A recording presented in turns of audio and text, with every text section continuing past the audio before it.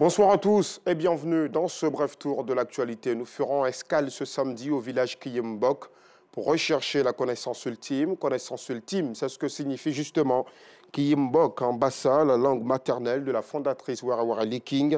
C'est un village comme tout autre en Côte d'Ivoire avec un chef, des notables et des administrés.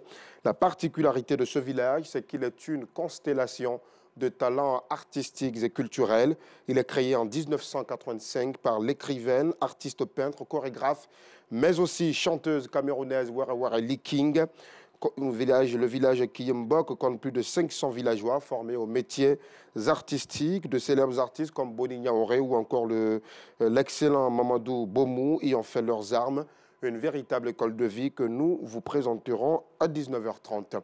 Le monde entier célèbre ce 20 mai la journée mondiale de la métrologie. Le thème retenu pour cette édition est ainsi libellé « Mesurer pour soutenir le système alimentaire mondial ». En Côte d'Ivoire, notamment au grand marché d'Abobo, les commerçants disposent de balances, de seaux et même de bouteilles pour la mesure des légumes, de la viande de bœuf ou encore de l'huile. De leur côté, les motocyclistes, eux, préfèrent s'approvisionner dans les stations-service pour, disent-ils, plus de sécurité.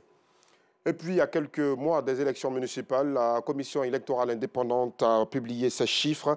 8 106 796 électeurs sont inscrits sur la liste électorale provisoire 2023, soit une augmentation de 531 714 électeurs comparée à celle de 2020. On compte 3 886 425 femmes sur la liste et 4 130 371 hommes. Cependant, 517 personnes sont radiées de la liste électorale provisoire pour cause de déchéance des droits civils et politiques. Hors de nos frontières, au Burkina Faso, 12 civils ont été tués hier vendredi.